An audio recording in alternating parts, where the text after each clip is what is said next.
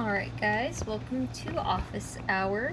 So I've been getting a lot of questions about the rearranging physics motion worksheet that I assigned in class today, and let's go over it. So before we get into it, I know that subscripts may be a new concept for you guys, so let's go over that first before we jump in. So subscripts in physics. So you're probably thinking, well, what is a subscript? So a subscript is the character in the bottom right corner of the variable. So here, where it's highlighted, you guys can see that we have v sub naught or sub 0, and that's going to be our velocity initial, or velocity naught. Here we have mass sub 1, which is going to be the mass of our first object.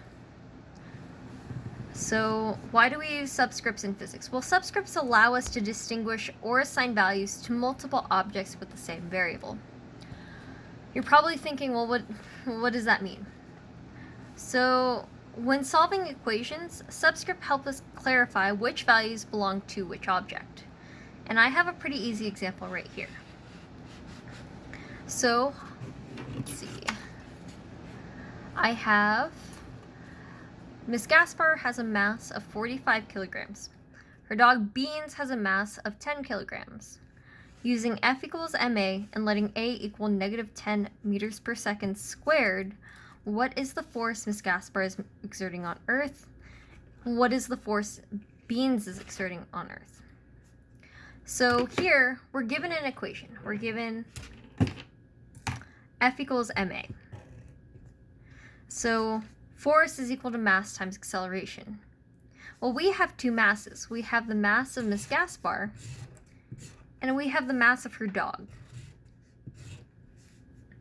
So the first thing we would do is we look at the first question. Well, what is the force Miss Gaspar exerting on Earth? So because we're only looking at Miss Gaspar's variables, we can isolate her variables. So the force of Miss Gaspar is equal to the mass of Miss Gaspar times the acceleration. Well, we know my mass is 45 kilograms. So what I'm going to do is I am going to substitute 45 kilograms for where my mass is. So for the force that I'm exerting on Earth is equal to 45 kilograms times negative 10, which is our gravity constant, and we get negative 450 newtons. So we have that first question down. The next question is, what is the force Beans is exerting on Earth? So now all we have to do is isolate the variables that are related to Beans. So since we're trying to find the force of Beans, we want the mass of Beans, which is 10.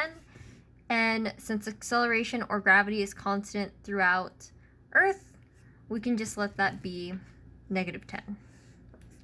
So here we have the force that Beans exerts is equal to the mass of Beans, which is 10 kilograms, times gravity, which is negative 10 meters per second squared,